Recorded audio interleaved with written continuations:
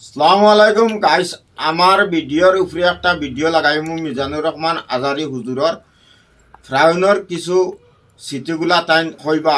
আপনার যে ভিডিওটা দেখলে, ভিডিও ফার্স্ট থেকে লাস্ট পর্যন্ত দেখলে ভিডিওর বাস্তবতা বুঝতে পারবা। আর ভালো যদি লাগে লাইক কমেন্ট শেয়ার করবা।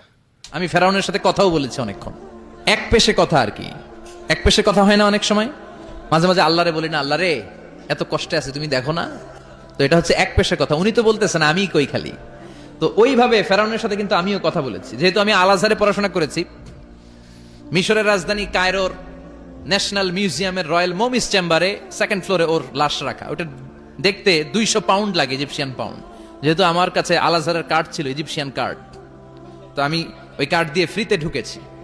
অনেক আশা ছিল যে ফেরাউনটারে দেখব।